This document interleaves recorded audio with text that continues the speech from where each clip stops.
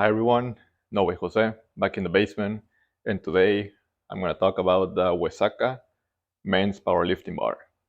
Let's go take a closer look at this bar.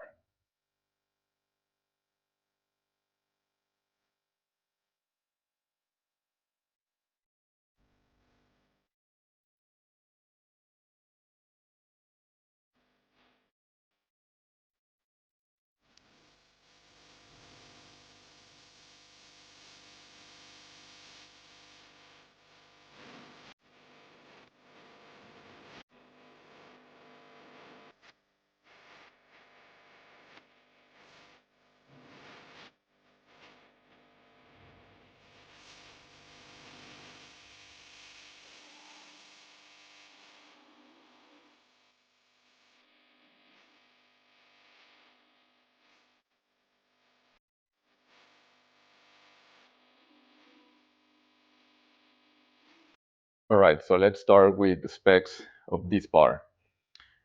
This bar is a 29 millimeter powerlifting bar, center knurl, and powerlifting marks on each end. And this specific bar is a nickel plating or nickel coated bar, which they don't offer anymore.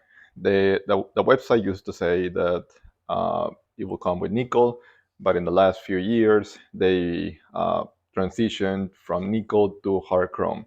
So if you buy it on the website, which they increase the prices, you can get the Uesaka powerlifting bar in hard chrome shaft and chrome sleeves.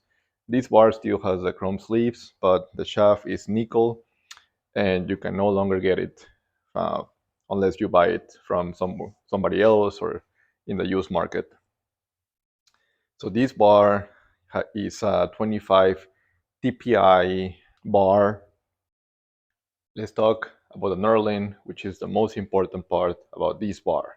So, initial impressions. This bar is not sharp.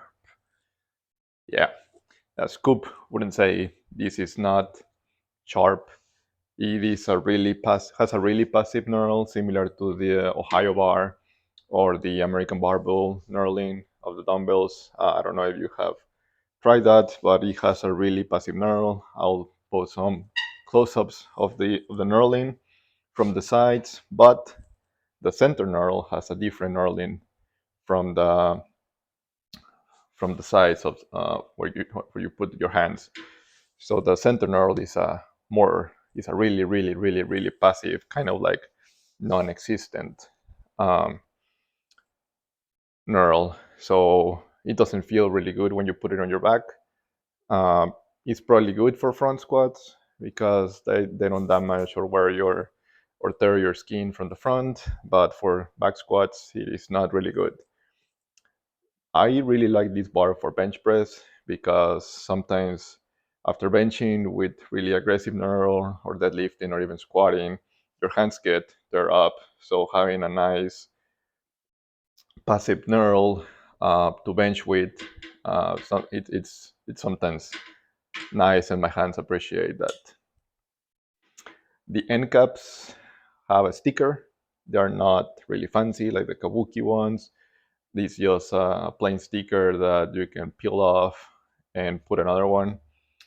Um, this one has rib sleeves, but not as visible or like not as noticeable as other bars that are really, you can really feel the noise when putting the plates in and out. The colors are thin colors, so it's a competition bar, so it has thin colors. So this might not be ideal if you squat or bench in a power rack, but it has really nice defined colors compared to other bars that I've seen or use or have. The cost. This bar is a $1,000 USD bar, and what you'll get is a passive knurl bar with hard chrome shaft. So it's not even stainless steel, and sometimes the chrome can be slippery. I have a chrome bar and it's slippery, and it's not the ideal coating for powerlifting or any bar out there. This bar is an older bar, so the nickel plating is really smooth, not and nicer than the Kabuki nickel coating that from my bar that I had. So this one has held pretty good over the time, and it is a pretty good and nice powerlifting bar.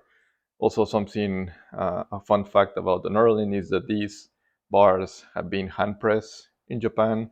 So this comes from Japan, but there's a distributor here in Michigan that sells this bar and distributes them around the US. So yeah, I'll be posting some videos of me using this bar for my training.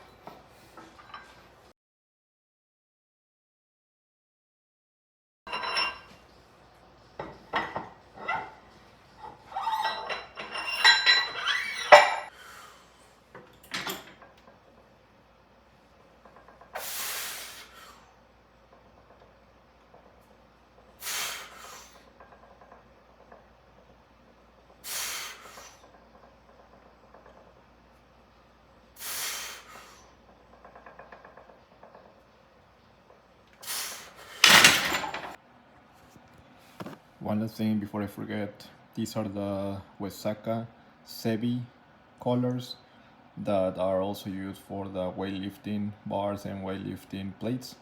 So these ones are also used for the powerlifting bar. As you can see, they have a unique design.